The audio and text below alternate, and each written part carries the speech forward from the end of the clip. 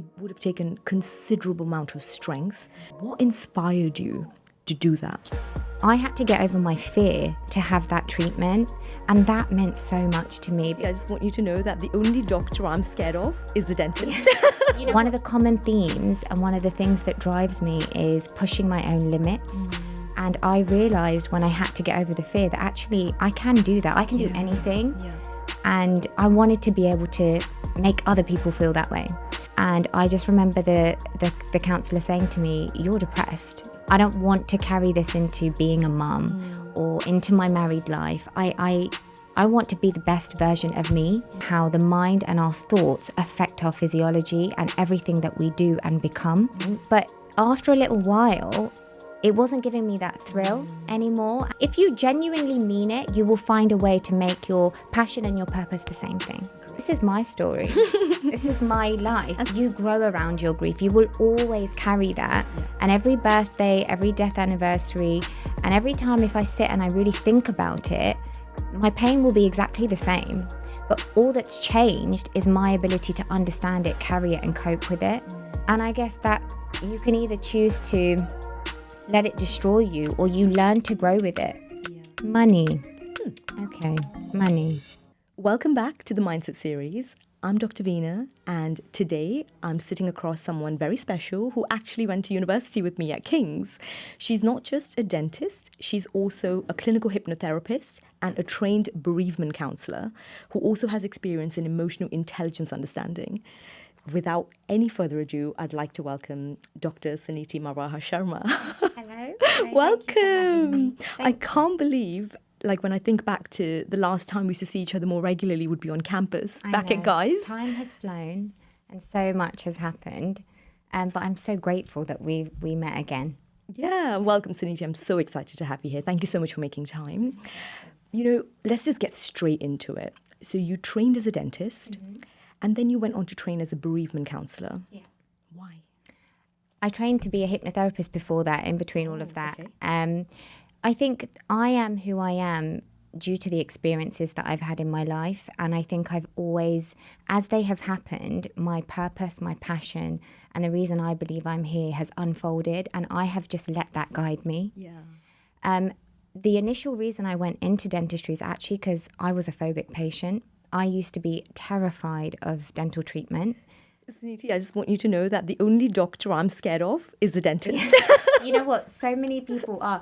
I sometimes have patients come in and they're like, "Oh my God, I hate the dentist." And you have to really try not to take that personally because, you know, you don't see yourself as scary and you definitely don't want to inflict pain. At least I don't want to. Yeah. But I really understand what that feels like because I used to be that person. And I needed to have a lot of treatment done. I had a really complicated orthodontic treatment plan, and I had to go to the hospital quite often to have some treatment. I needed to have surgery, and my treatment went on for a number of years. And I had a really amazing consultant who inspired me so much that I thought, I want to do this. Yeah. And I went to shadow her, and she really made a change in people's life that, you know, it sounds airy-fairy, but I really mean it. There were people that were coming in that were truly unhappy with their appearance, their profile, and she was fixing that. Yeah. And I wanted to do that. I wanted to be that person. But also, I had to get over my fear to have that treatment. And that meant so much to me because one of the common themes and one of the things that drives me is pushing my own limits. And I realised when I had to get over the fear that actually I can do that. I can do anything. Yeah. And I wanted to be able to make other people feel that way. So that's why I went into dentistry.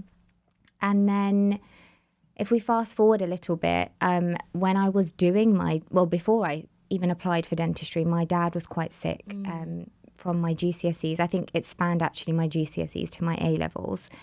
And just before he passed away, it was about 2 weeks before I was starting my A-levels. And I knew then that I wanted to do dentistry. I'd applied for it.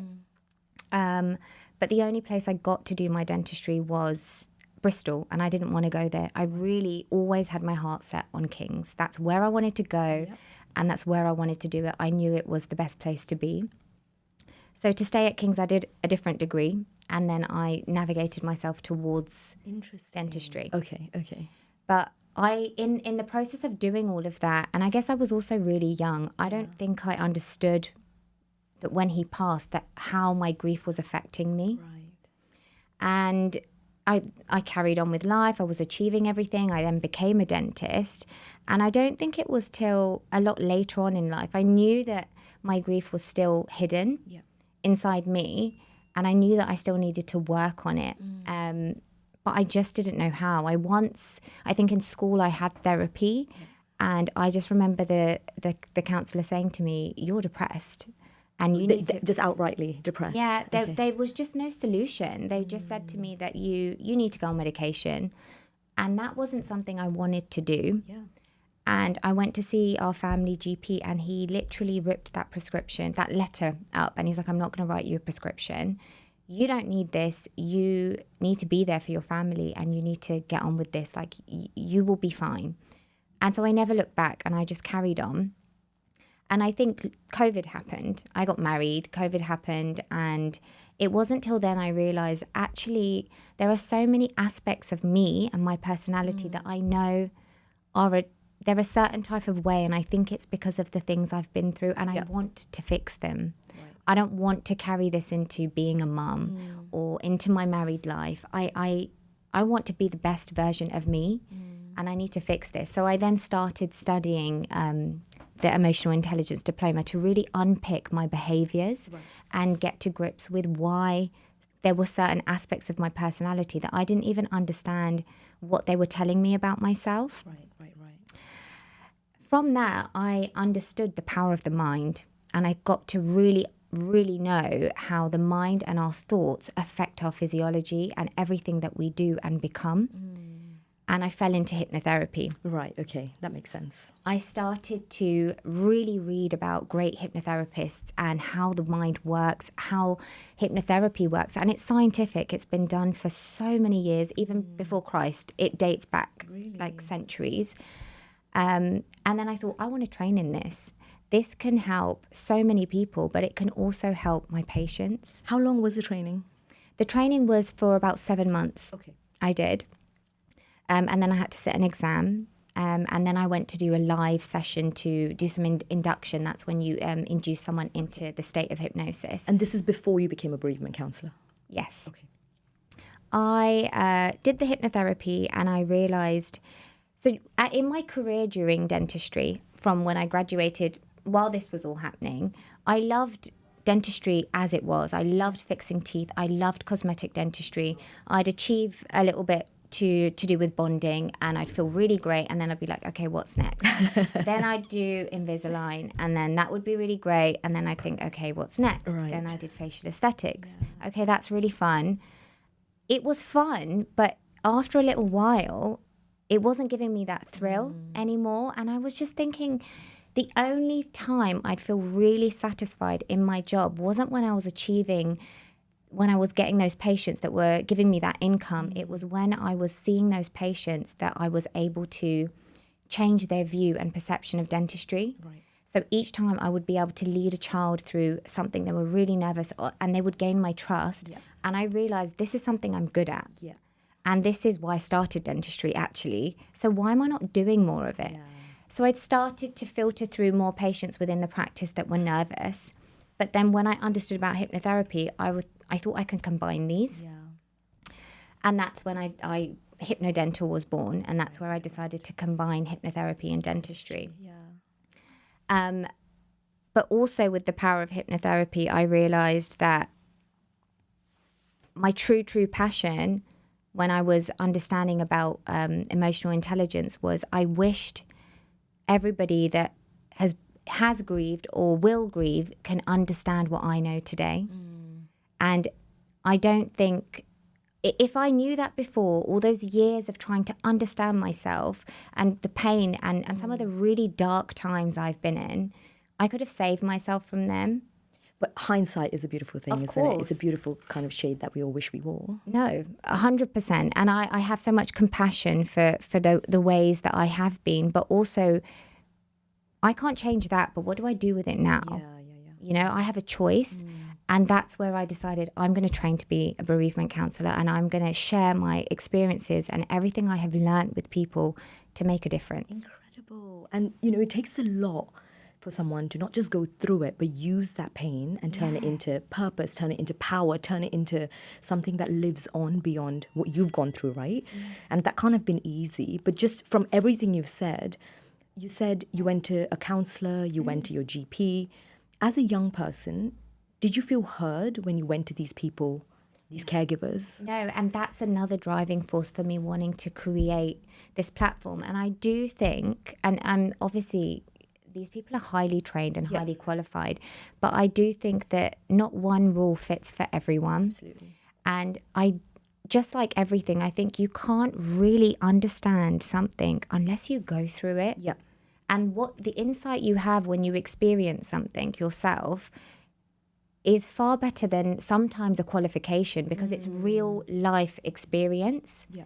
And that's just, it's relatable, you know, when so many people I see now that I speak to through United in Grief will say that, you know, sometimes people, they don't know how to speak to them. They don't know what to ask them. They don't know what to say. And it's because they don't. Like they've never been in that situation. And I think that was one of the really big reasons why I wanted to create that space. Yeah, no, that's quite powerful actually, and I'm really proud that you did, because I know that's how we reconnected when I had my loss, and you reached out to me and you gave me tips, and you were just kind of saying things, and everything you said made sense. Some things I wanted to receive, some things I didn't want to receive, and you know, when you were saying that, you're right. It's not one size fits all. Everyone needs different things. So when we think of grief, you and I both know in society, it's not, let's say, it's not a sexy topic. It's not something anyone wants to talk about. Death is not something everyone kind of wants to address and be prepared for. If someone has gone through a grief, right? Do you believe in the stages? Do you think it's as simple textbook as that? Because I don't.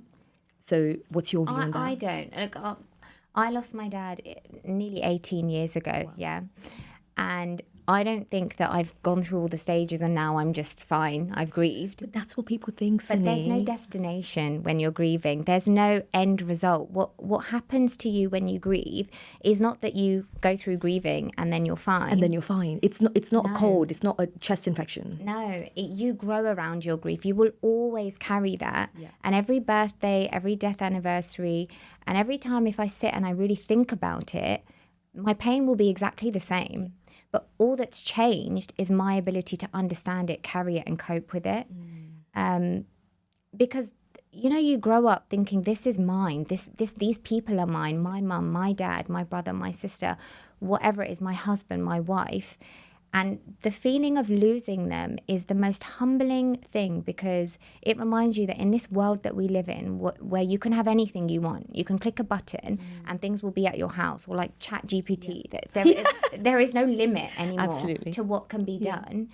But that's something that cannot, no matter what advances in the world, you will hit this like rock bottom when someone is taken away from you, because you realize nothing is yours.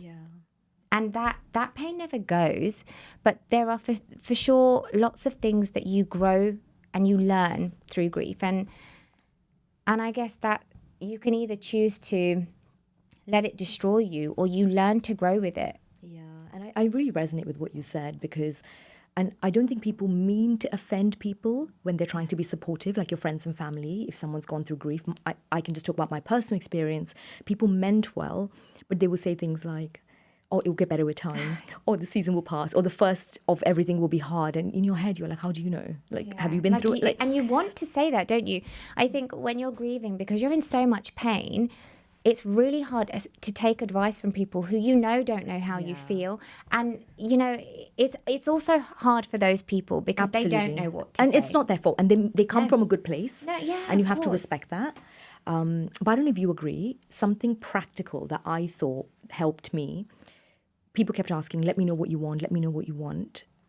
But in that moment, you don't know what you want. So even verbalizing it, vocalizing it, or even kind of articulating it is a task, right? Yeah. And I think for me personally, a lot of it was people who just showed up who just showed up at the house, showed up at the prayers, showed up to cook, showed up to clean, just showed up. Yeah, it's being I think that comes from a place where everything has changed. You know, your whole world has changed, and it's really important, if you care about someone that's grieving, is being a constant for them in their massive change. Wow. If you want to see them through that journey, there's not necessarily anything you can say or do, to be honest. Absolutely not. No. Yeah. It's just about being there.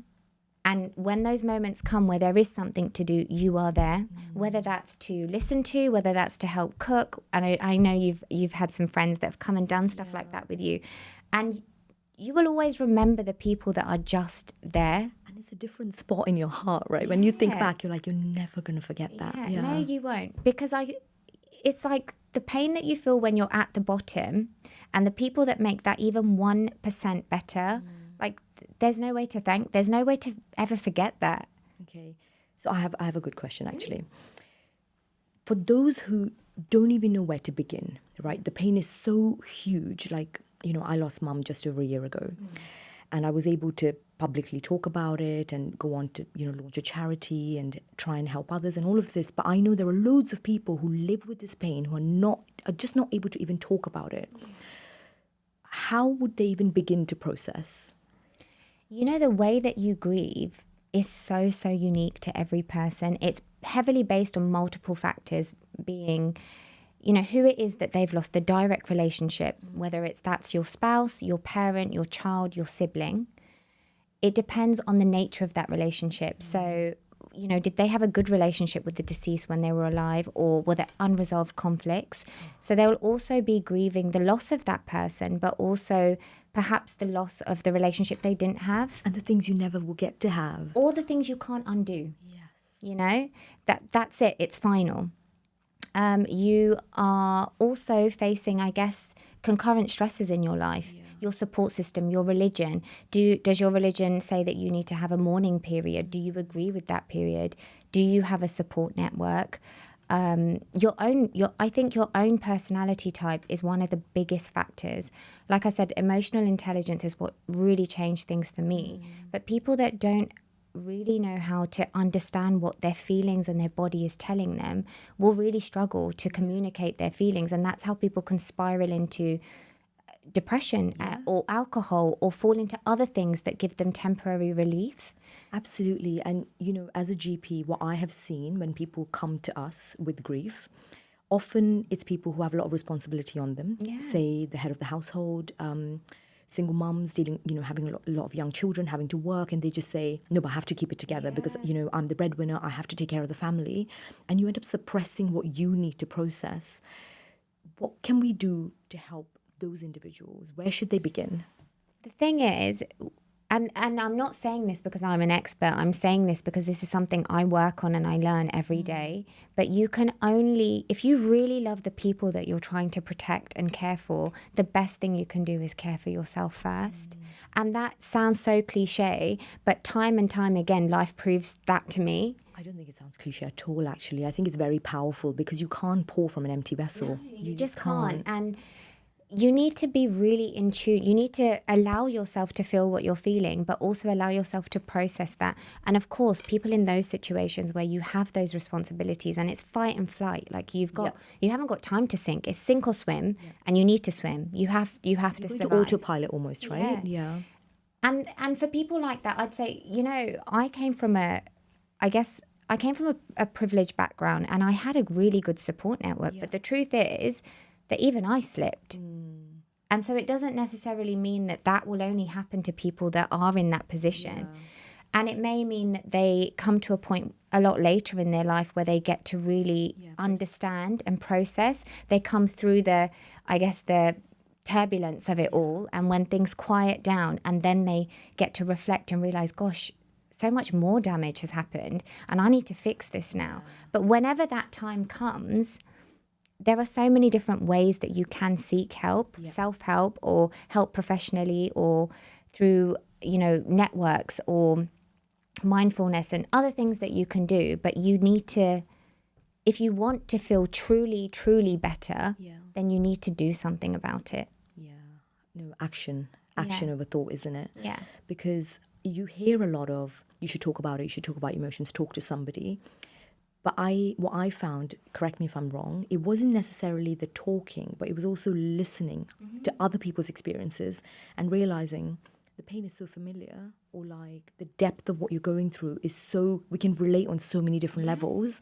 And that's what made some elements bearable, I think. So it wasn't necessarily the speaking, but it was more the listening and kind of relating to others. Well, you don't feel alone then. That's it. Yeah. You don't feel alone. And that's exactly, so United in Grief, it literally is so that I believe that your experiences will always be different and unique, the circumstances of your death. So, did you lose the person suddenly? Were they sick, or how did it happen? But I do think that no matter how it happened, there will be paths that you'll all cross that will be really similar, and feelings and situations that will arise, or adversities that will occur because of that. And I think there is a huge you asked me earlier about the stages of grief, and I think that when you're grieving, I think when other people look at someone who's grieving, they are thinking they're dealing with the loss of a person, but it's not the loss of a person. The loss of the person is one element. Yeah. It's the first element. What happens after that is this whole collateral damage and aftermath that you're dealing with, and how it affects your home, your family dynamic, your work, your ability to work, the stress it causes you, your mindset, your perception of the world changes. Yeah. And even of yourself. Yeah. It does. And so it's so much more than just dealing with missing one person. Yeah. It's the effect on losing them on your whole life. Yeah. And we've talked about this before, personally and privately.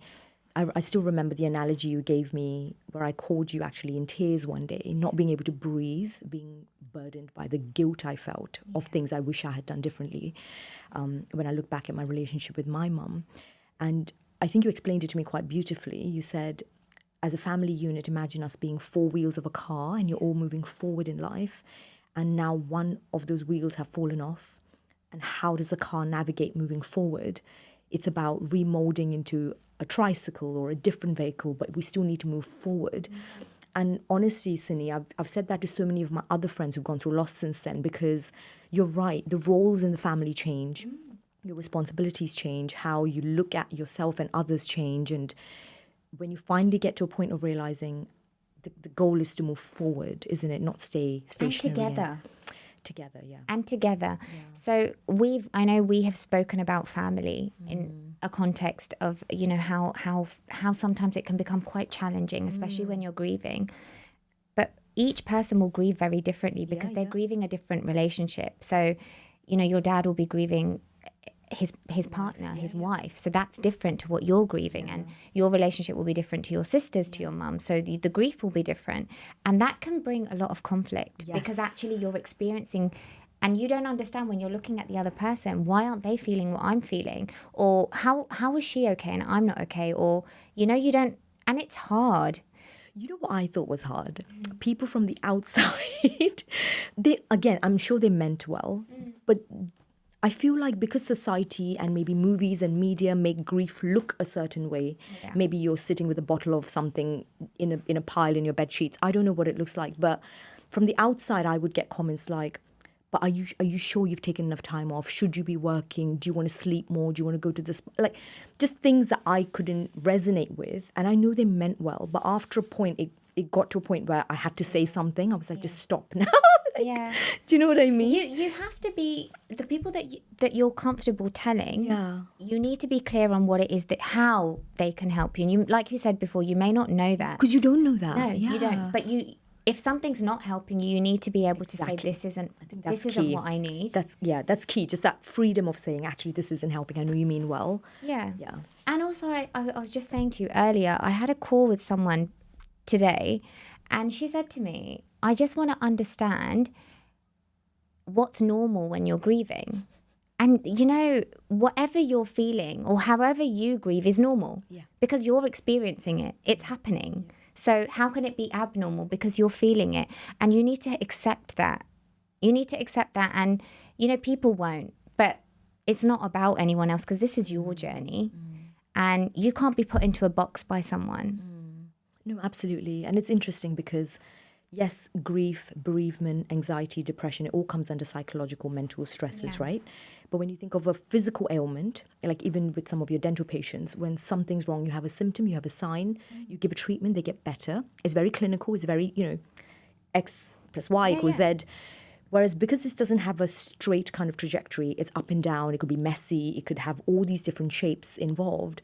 I feel like we struggle to define it, we struggle to understand it, we struggle to talk about it, Yeah. and in essence end up struggling to respect it for each other. Yeah, you're right. And I think the biggest element of that is it just really depends on the personality type of who's dealing with it. You know, someone might be a therapist before they ever grieve something and be really highly aware and sensitive to everything they're feeling and in touch with that.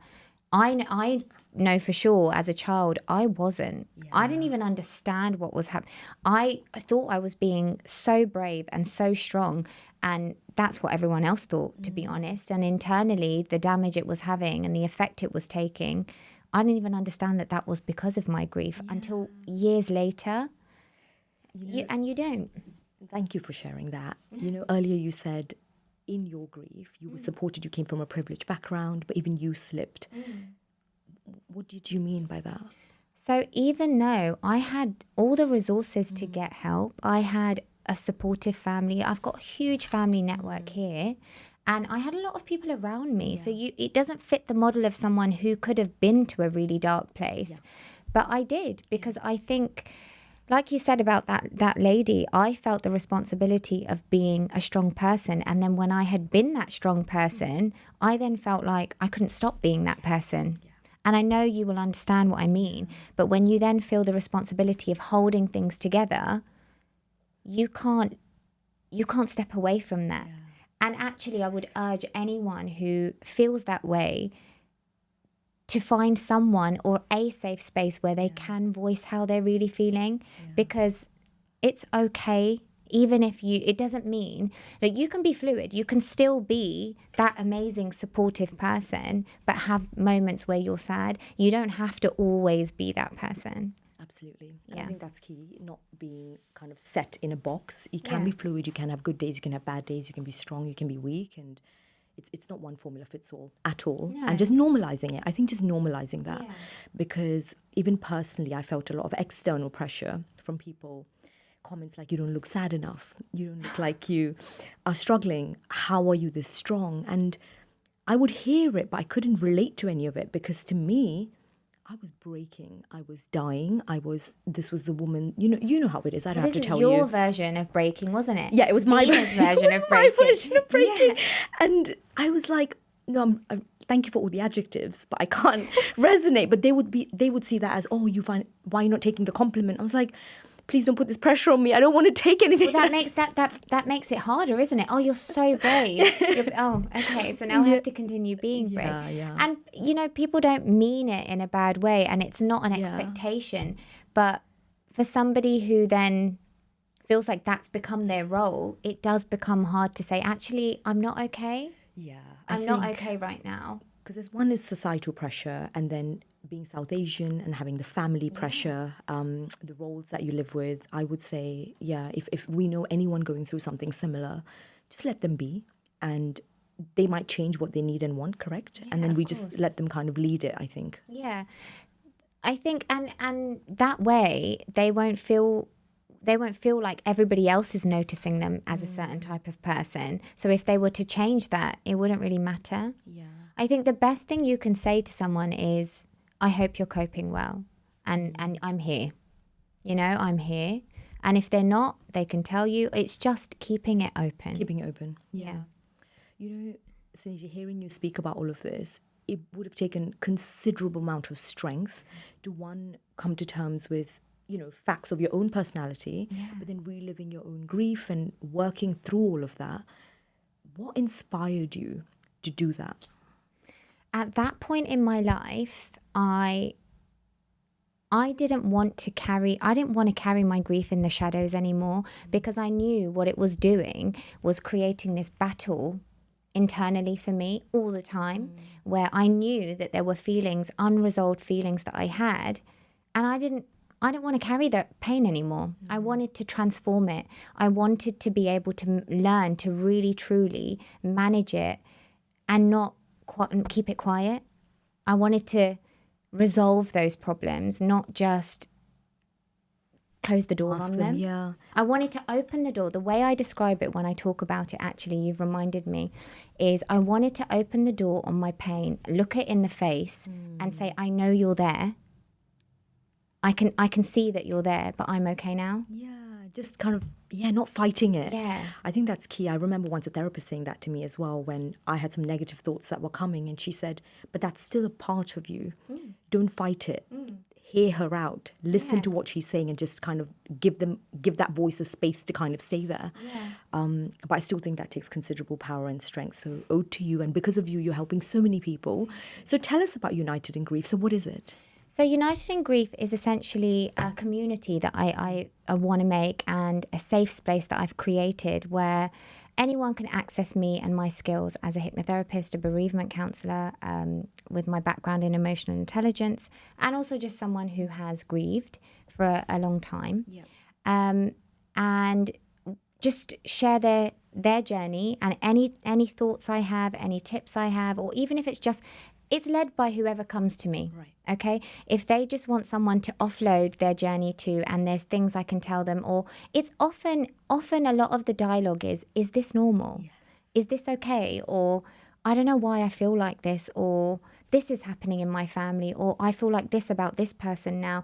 And it's because of the aftermath. And a lot of the time, like I said, people think, oh, okay, that person's died and that's what it's about. I'm going to miss them. And it's just really understanding.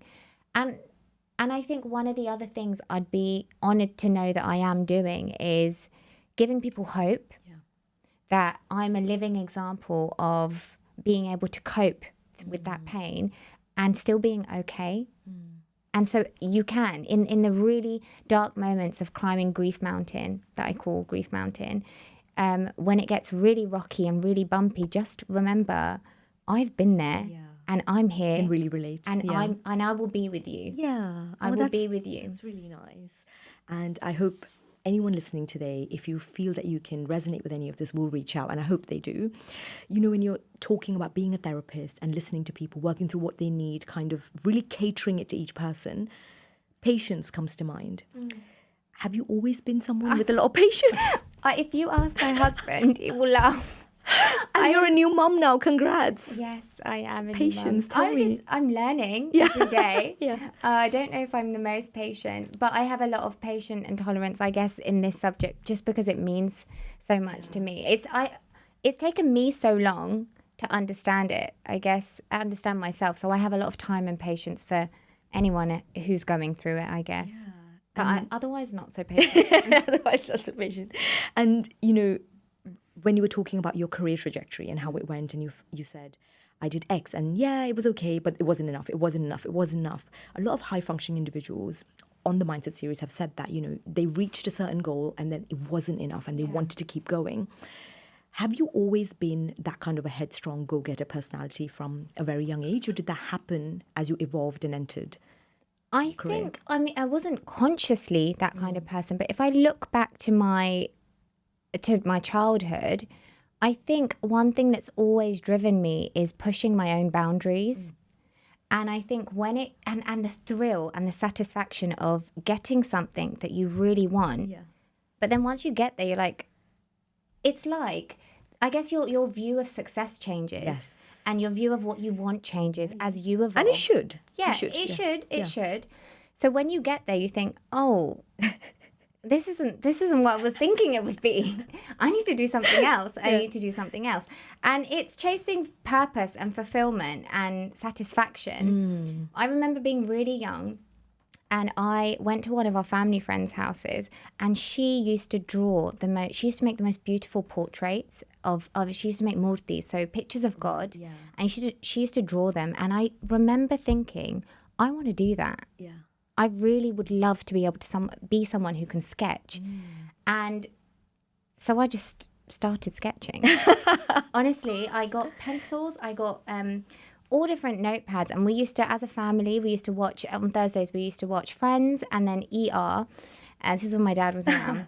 And I used to sit on the sofa with my sketch pad and I just used to draw and I'd be ripping pages like, this isn't good, this isn't good. And then one day, Veena, I was just good at it. And I could sketch, genuinely.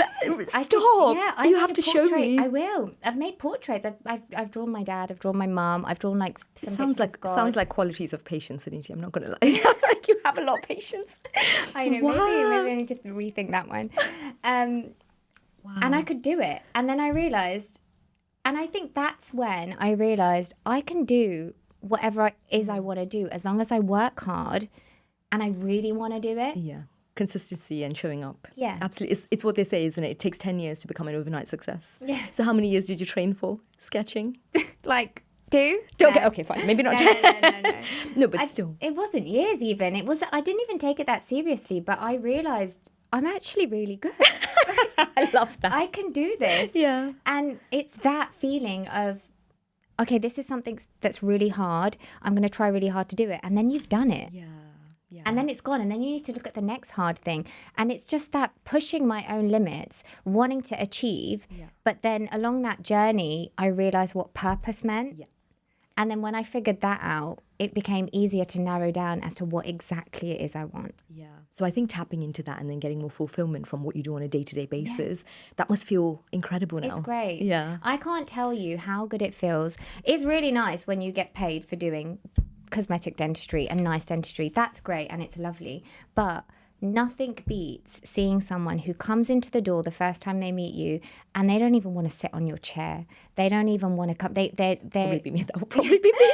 They're like shivering, they're crying, They've come with someone, they are telling you that they can't do this, they can't do this, they don't want to do this, but they're there for one reason or another. Either they are desperate or they're in pain or they are embarrassed, they're upset about the way that they look and they feel about their teeth. And then by the time you're done with them saying to you, you build a relationship and you have got them through that journey. It's just the most rewarding feeling, whether it's a child, whether it's an adult. That is honestly, it's why I started dentistry, but I didn't realize that until I started to get that feeling, and I love it. Yeah. And I think even anyone listening today who might want to enter dentistry, hearing how passionate you are, and I've had other dentists tell me that because it's that specialty where you can actually make a difference visibly and someone's life is changed. It's not airy-fairy. I think it's absolute facts because you carry your face everywhere you go. That's the first thing someone sees. It's the first impression anyone makes. It feeds into your confidence. It feeds into everything, right? So I think that's incredible. And I think you'd inspire a lot of budding dentists who want to get back into it. And then it just shows your career doesn't have to stop there. You can actually evolve into so many different things depending on what you want to do. You can make dentistry so diverse and you can become any type of dentist that you want to be. I've got some really good friends who are truly cosmetic dentists or work with composite, or they have combined their career with dentistry and fitness. And you can, if you genuinely mean it, you will find a way to make your passion and your purpose the same thing. Great. We've talked about so many different elements today, and you talked about emotional intelligence and kind of checking in with yourself and really becoming aware of who you are. Do you feel that alongside training and being there for others, you're able to do that regularly for yourself? If I don't, there's like sirens that go off in my head because I'm not doing what I'm doing because I've become a mastermind. I'm still learning every day. And I still need to sometimes really say to myself, especially after having Sky, sometimes it becomes quite difficult to find time to sit with yourself and really listen to how you're feeling and what your body's telling you. But I need to find the time to do it. So recently, I'd say over the last 3 or 4 months, I've gone back to the gym, and that gives me that time to be with my own thoughts, listen to whatever I want to listen to, but also physically moving and challenging myself. And, there's so many benefits of working out. Yeah. And it's part of self-care. It's part of your routine. It is definitely. And I have to make the time to do it. Absolutely, yeah. Actually really incredible. I'm sure you hear this all the time from everyone, but I think your dad would be so proud of you. And thank you for not just sharing your gifts with me, but with the entire world, with all the work you're doing. Thank you. And I genuinely pray that it continues to bless hundreds of people. Thank you. I hope so too. Amazing. I would like to, before we enter into our rapid fire section, ask, during this entire journey of your career, your personal life, becoming a wife, a mum, all of this, What did you find the hardest in terms of your mindset? The hardest. There's 3 aspects to my mindset. And I think they are using finding purpose. So using my power, my pain as my power. The second is breaking out the box that I feel like people have always put me in. And I know me and you have talked about that before, but whether that's because of my upbringing or my background or because I'm female or the adversities in my life or even bad things I may have done, negative things that have happened to me or I have done, people have always tried to put me in a box. And I think it's really difficult, especially even being Indian and from an Asian background, being able to, be the person that everyone wants you to be, but also be true to yourself. And it's really hard, I think, and it becomes easier, but learning how to set those boundaries to honor your own peace before you try to keep anyone else happy. And that may even be people that you really genuinely love so much, almost as much as yourself or more. But it's really important to be authentic to yourself. Yeah. And sometimes you need to do that. And it means displeasing other people. Yeah. I think breaking out the box is definitely one of the things. I used to have people, they just used to assume I'd be a certain way. Yeah. Either because the way I look or how I was educated. And I never understood that, Yeah. And I don't want to be defined by anyone else's boundaries. This is my story. This is my life. As it should be, yeah. And it's my choice. Yeah. And sometimes along the way, when you're listening to people's version of you, it becomes sometimes easy to believe that version. Because if it keeps echoing, you can't blame people for wanting to do that. Like if you don't have a different point of reference of people breaking the mold or living their own truth, like you said, you're right, it becomes your norm. And it taps into your limiting beliefs, and everybody has them. But then sometimes what will happen is those voices will be talking to you in your head, and your weaker self is nodding at them. and absolutely not. Like that is, I think, one of the hardest things is figuring out who Suniti wants to be, and not the version of me that other people have told me I am. Yeah. So you said your purpose, you're breaking out the box, and your third one. And the other one is purpose to my pain, breaking out the box, and then the other one was pushing my own limits, my boundaries. Which I think you've explained beautifully to us today. Wow, that's actually a brilliant answer. Thank you. Great. Okay, now you can relax. We're going to go into our rapid fire. Okay, quick answers, fun questions. Oh, no. Are you ready? Yeah. Let's go. Favorite procedure to do as a dentist? Extractions. Oh, that was a really quick answer. I love them. I love taking your teeth out. See, this is why dentists just give me, okay, fine. The best case till date.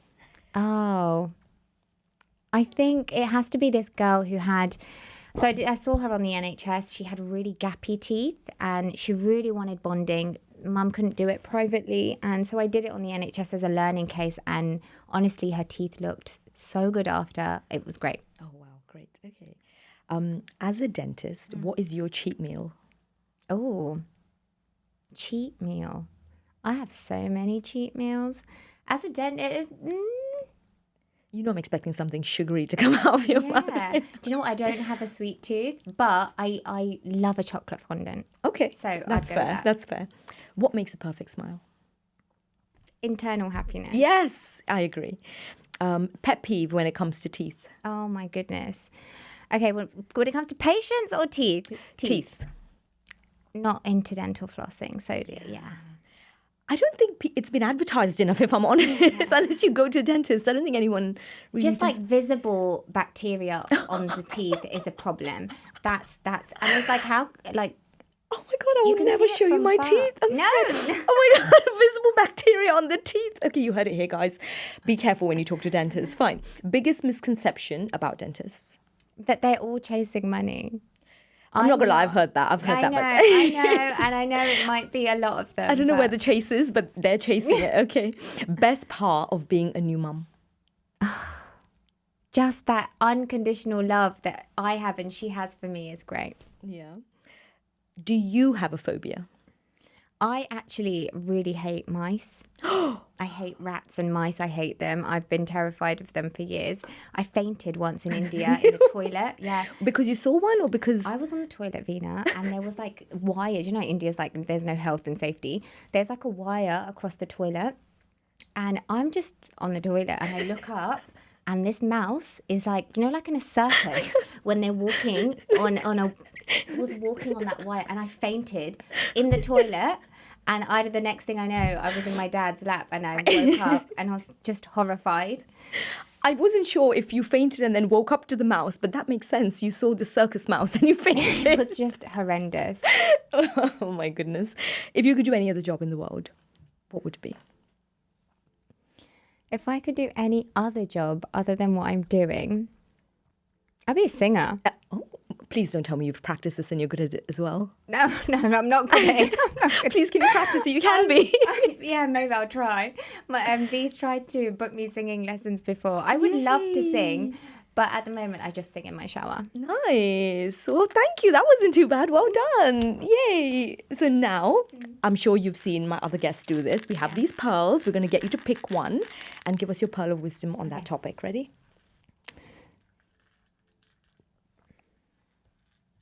Money. Okay, money. That's an interesting one, hey? My pearl of wisdom on money is that don't chase it, because it can be here today, it can be gone tomorrow. Enjoy it when you have it. Don't keep thinking about tomorrow. Be sensible, but don't chase it. If what you're doing is right for you and if you're passionate about it and if you're genuine, the money will come. But follow your dreams. It's funny you picked that after we just said dentist chase money. I know. You picked because that I part. said it's a misconception. And then you picked it. No, thank you. I think for anyone listening, because you are quite successful and it'd be fair to say, your job does allow you financial freedom to some degree. So coming from you, I think that's quite honest. And I hope anyone listening today who wants to pursue a career in dentistry or wants to even think of maybe even building their financial portfolio, that is something to pursue. Yeah. But thank you. Thank you for having me. Before we close by telling people how to reach you, is there anything you'd like to ask me? Okay, so Veena, so many things. One thing. Okay, where do you see yourself in 5 years, Veena? I see myself as being happy. Yeah. I don't know about the place, but I feel like a state of mind that I want to be is happy and fulfilled. I'd like to see you there too. Yeah, even if I'm going through a tough time, a low point, I just want to be happy and fulfilled. That's where I want to be. Good. Yeah. But thank you so much, Sunny. Thank you for having me. Guys, thank you so much for tuning in and listening. I hope you picked up a few tips. Enjoyed listening to Suniti's story. I will leave all her contacts down below. You can write to her, you can write to me. If there's any particular part of what we discussed today really kind of, struck a chord with you, feel free to write to us. Suniti's specialised and she does give out appointments as well in terms of all the counselling she talked about. So please feel free to reach out. But thank you so much to everybody listening. Suniti, amazing to have you. Thank you. Thank you.